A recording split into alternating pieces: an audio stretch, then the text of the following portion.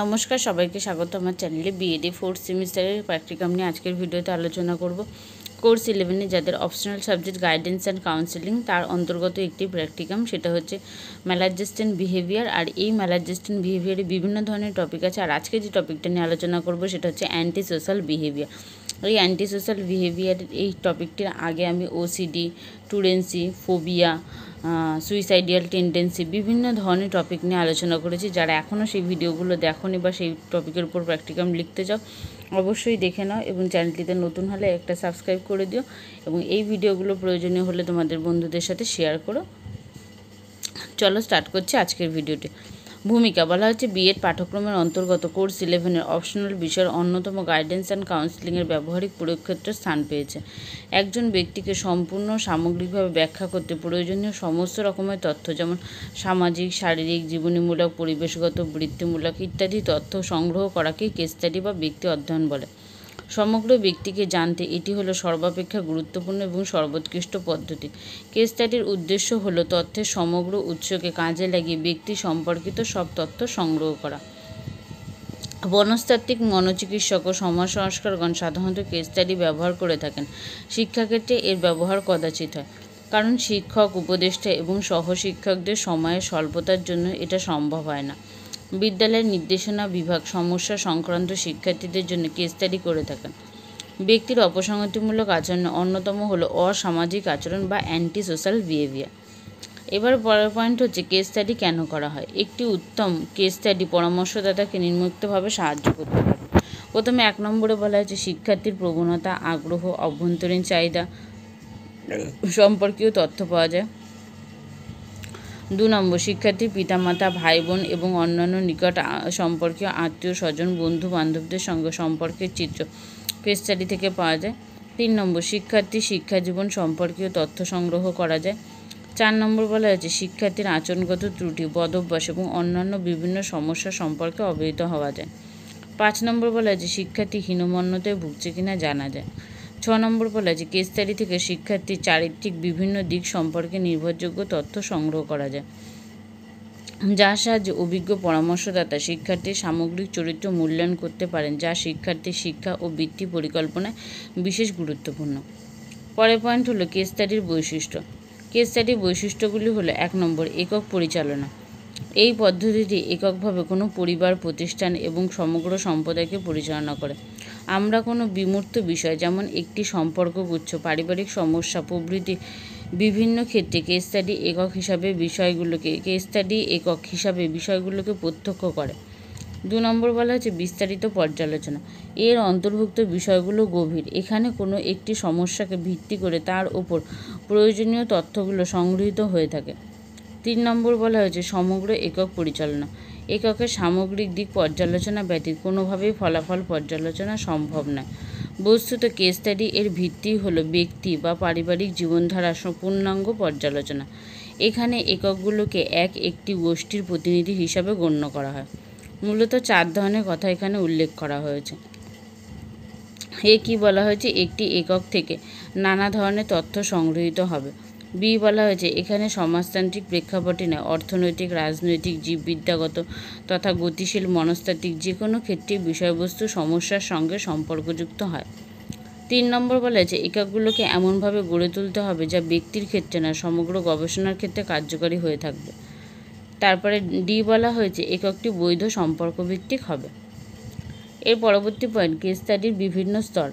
Case স্টাডিতে সাধারণত নিম্নলিখিত ধাপগুলো অনুসরণ করা হয়। ক বলা হয়েছে বর্তমান অবস্থা নির্ণয়।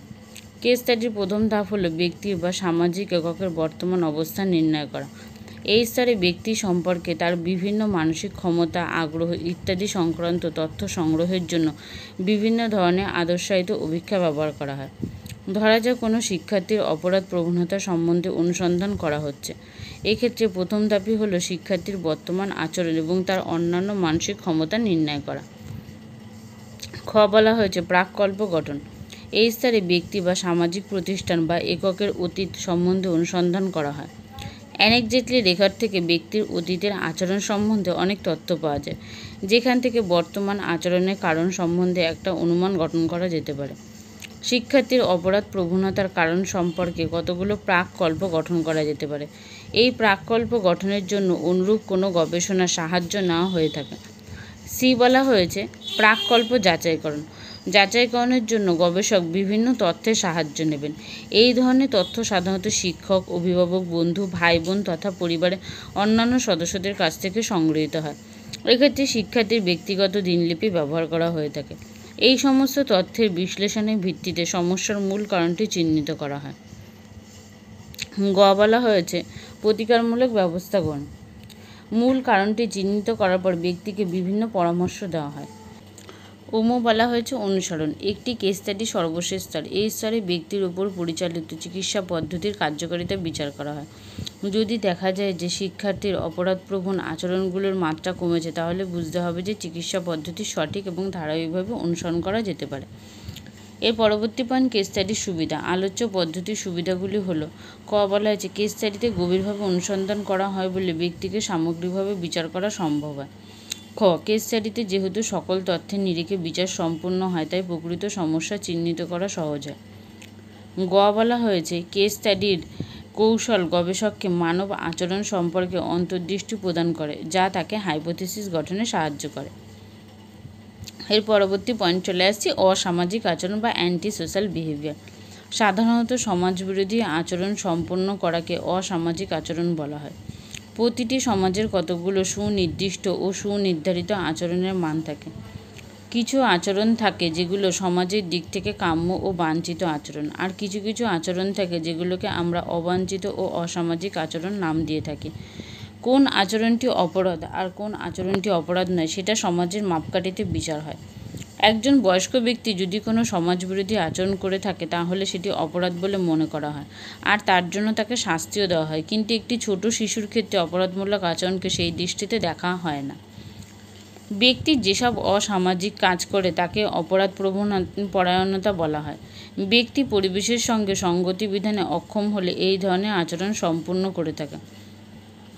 ব্যক্তি চাহিদা পূরণে সফল না হলে অবাঞ্ছিত আচরণ করে থাকে, ফলে ব্যক্তির মধ্যে নেতিবাচক মনোভাব সৃষ্টি হয়।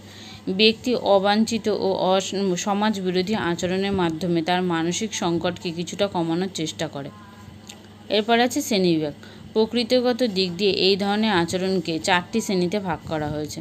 প্রথমে 1 নম্বর বলা হয়েছে নির্দোষ অপরাধ পরায়ণতা, 2 নম্বর শরীরতত্ত্বমূলক অপরাধ পরায়ণতা, 3 নম্বর বলা হয়েছে মনোবিজ্ঞানমূলক অপরাধ পরায়ণতা, 4 নম্বর মনোবিকারমূলক অপরাধ পরায়ণতা।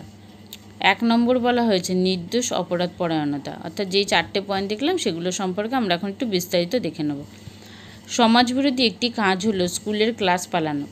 এটিকে সঠিকভাবে অপরাধ বলা যায় না, কারণ শ্রেণীকক্ষের পাঠদান শিশুর কাছে কষ্টদায়ক ও বোঝা মনে হলে সে তা থেকে মুক্তি পাওয়ার জন্য ক্লাস থেকে পালিয়ে যায়। তাই এই আচরণটিকে নির্দোষ অপরাধ পরায়ণতা বলা যেতে পারে। তাই শিক্ষককে পাঠদানের বিষয়টিকে আকর্ষণীয় করে তুলতে হবে, তাহলে শিক্ষার্থী ক্লাস থেকে পালিয়ে যাবে না। 2 নম্বর বলা হয়েছে শরীরতত্ত্বমূলক অপরাধ পরায়ণতা। দৈহিক বৈশিষ্ট্য থেকে এই আচরণ দেখা যায়, যেমন স্নায়বিক পীড়া, ক্ষীণবুদ্ধি, রক্তে শর্করা স্বল্পতা প্রভৃতি। ব্যক্তি যখনই ওই শরীরতত্ত্বমূলক বৈশিষ্ট্যের প্রভাবাধীন হয়, তখনই সে অপরাধ করে থাকে। আর যখন ওই বৈশিষ্ট্যটি সক্রিয় থাকে না, তখন ওই ধরনের কোনো অপরাধ পরায়ণতা তার মধ্যে দেখা যায় না। 3 নম্বর বলা হয়েছে মনোবিজ্ঞানমূলক অপরাধ পরায়ণতা। এই ধরনের আচরণ মানসিক দ্বন্দ্বের ফলে সৃষ্টি হয়। পারিবারিক অশান্তি, পিতামাতার সম্পর্কের অবনতি, আর্থিক সমস্যা প্রভৃতির জন্য কিশোরদের মনে মানসিক জটিলতা অনেক বেড়ে যায়। ফলে তাদের মনে ইতিবাচক ধারণার সৃষ্টি হয় না, নেতিবাচক প্রভাব তাদের মনের ওপর পড়ে এবং নানা রকমের সমাজবিরোধী আচরণ দেখা দেয়। শিশুর মনে যে মানসিক দ্বন্দ্বের সৃষ্টি হয়, সেই মানসিক দ্বন্দ্বের মীমাংসা শিশুকে অসামাজিক পথে চালিত করে, ফলে শিশুর মধ্যে অপরাধমূলক আচরণ দেখা যায়। 4 নম্বর বলা হয়েছে মনোবিকারমূলক অপরাধ পরায়ণতা। অবদমিত ইচ্ছা পূরণের জন্য ব্যক্তি যে সমাজবিরোধী আচরণ করে তাকে মনোবিকারমূলক অপরাধ পরায়ণতা বলে। সঠিক নির্দেশনার অভাব হলে এই প্রকার আচরণ লক্ষ্য করা যায়। চুরি করা, মিথ্যা কথা বলা, আত্মহত্যা করা প্রভৃতি নানা ধরনের অস্বাভাবিক ও সমাজ বিরোধী আচরণ ব্যক্তির মধ্যে দেখা যায়। সহজাত মানসিক বিকারমূলক প্রবণতাগুলি হল মনোবিকারমূলক আচরণগুলো সৃষ্টির মূল কারণ। এরপরে হচ্ছে অসামাজিক আচরণের কারণ। শিক্ষার্থীদের অসামাজিক আচরণ সৃষ্টির পিছনে নানাবিধ কারণ বর্তমান। ক বলা হয়েছে, শিশু যদি পরিবারের কাছ থেকে স্নেহ, ভালোবাসা, যত্ন, মনোযোগ প্রভৃতি থেকে বঞ্চিত হয় তাহলে সে নিরাপত্তার অভাব বোধ করে। শিশু তার চাহিদা পরিতৃপ্তির জন্য নানা রকম অসামাজিক আচরণ সম্পাদন করে। তাছাড়া কঠোর শৃঙ্খলা, বিপর্যস্ত পরিবার শিশুর নিরাপত্তা বোধকে ক্ষুণ্ণ করে। যে পরিবারে পিতামাতা সর্বদা কলহে লিপ্ত থাকে সেই পরিবার শান্তিহীন, সেই পরিবারের শিশুরা অসামাজিক আচরণ করে থাকে। খ বলা হয়েছে, পিতামাতার আর্থিক অবস্থার অবনতির জন্য তাদের ছেলে মেয়েদের মধ্যে অসামাজিক আচরণ দেখা যায়। তারা নানা রকম অসামাজিক আচরণের মধ্য দিয়ে তাদের সেই নিম্নতা বোধকে অবদমিত করার চেষ্টা করে। আবার ধনী পরিবারের ছেলেমেয়েরা শাসনের অভাবে নানা রকম অসামাজিক আচরণ সম্পাদন করে থাকে। গ বলা হয়েছে যে বিদ্যালয়ের পাঠ্যক্রম যদি শিক্ষার্থীর চাহিদা ও সামর্থ্য অনুযায়ী না হয় তাহলে শিক্ষার্থী তার মানসিক চাহিদার পরিতৃপ্তির জন্য নানা রকম অসামাজিক আচরণ করে থাকে। বিদ্যালয়ে সহপাঠক্রমিক কার্যাবলীর ব্যবস্থা না থাকলেও শিশুর মধ্যে অসামাজিক আচরণ দেখা যায়। ঘ বলা হয়েছে, যে সমাজে কোনো নৈতিক আদর্শ নেই, কোনো নৈতিক নির্দিষ্ট বাধা নিষেধ নেই, সেই সমাজে কিশোরদের মধ্যে অসামাজিকতা দেখা যায়। উম বলা হয়েছে, যেসব শিশু ক্ষীণবুদ্ধি সম্পন্ন হয় সেই সব শিশু ন্যায় অন্যায় বিচার করতে পারে না। কোনো কাজের কী ফল হতে পারে তা বোঝার ক্ষমতা তাদের থাকে না। সেই জন্য কোনো অপরাধ করতেও তারা ভয় পায় না। এরপর আছে প্রতিকার। শিশুদের অসামাজিকতা আচরণকে আমরা এক প্রকার মানসিক স্বাস্থ্যহীনতা বলে বর্ণনা করতে পারি। শারীরিক ব্যাধি যেমন দূর করা যায় তেমনি মানসিক ব্যাধিও দূর করা সম্ভব, আর সেই জন্য প্রতিকারমূলক ব্যবস্থা অবলম্বন করতে হবে। 1 নম্বর বলা হয়েছে, শিশুর মানসিক স্বাস্থ্য অক্ষুণ্ণ রাখার সবচেয়ে উপযুক্ত মাধ্যম হলো শিশুর গৃহ ও বিদ্যালয়।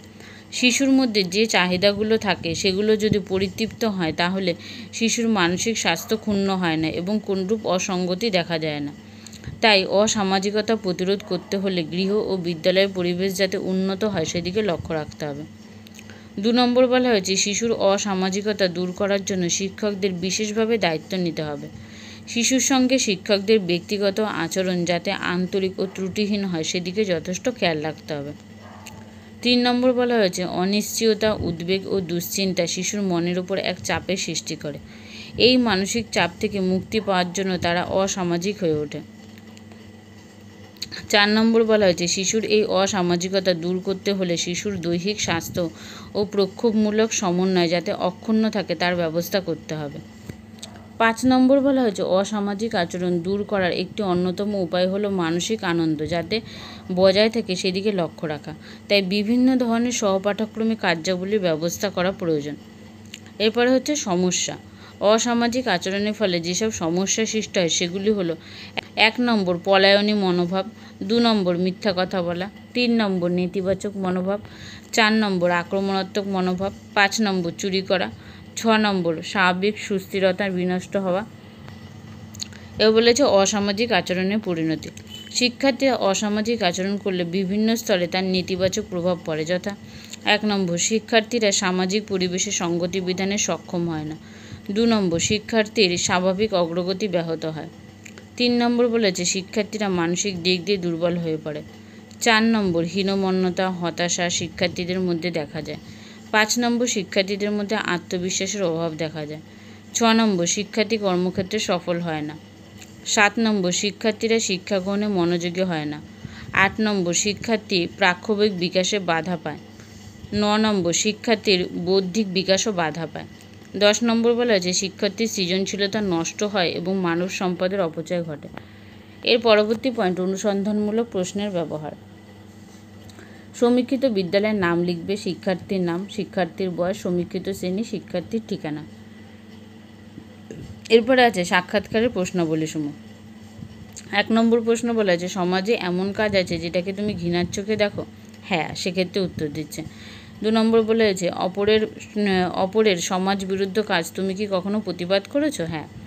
3 নম্বর বলেছে, সমাজের কোনো ভালো কাজে তুমি কি কখনো নিজেকে যুক্ত করতে চাও? হ্যাঁ। 4 নম্বর হচ্ছে, চোখের সামনে কোনো নীতিবিরুদ্ধ কাজ হচ্ছে দেখে চুপ করে থাকাকে তুমি সমর্থন করো? সেক্ষেত্রে সে নিরপেক্ষ থেকেছে। এবার বলা হচ্ছে সমীক্ষক পরিচিতি। সমীক্ষকের নাম, সমীক্ষকের বয়স এবং ঠিকানা। তারপরেটা হচ্ছে সমীক্ষকের সমীক্ষার প্রমাণ। সমীক্ষিত বিদ্যালয়ের ধারণা দিতে হবে উচ্চ প্রাথমিক, মাধ্যমিক না উচ্চ মাধ্যমিক। 2 নম্বর বলা হচ্ছে সমীক্ষিত বিদ্যালয়ের প্রধান শিক্ষক বা শিক্ষিকার নাম। তারপরে বিদ্যালয়ের শিক্ষক বা শিক্ষিকার স্বাক্ষর ও তারিখ। এরপরে চলে এসেছি আমরা উপসংহারে, একদম শেষ পয়েন্টে। বিদ্যালয় তথা সমাজ থেকে অপসংগতিমূলক একেবারেই মুছে ফেলা সম্ভব নয়, তবুও আমাদের চেষ্টা করে যেতে হবে যাতে শিক্ষার্থীদের মধ্যে অপসংগতিমূলক আচরণ কিছুটা হলেও কমবে। তবে জীবনের যে কোনো সমস্যা যতই দুর্বিষহ হোক না কেন, পরিবার এবং পারিপার্শ্বিক সমাজের সহযোগিতা, ভালোবাসা ও সহমর্মিতা থাকলে সেই সমস্যা থেকে মুক্তি পাওয়া সম্ভব হবে।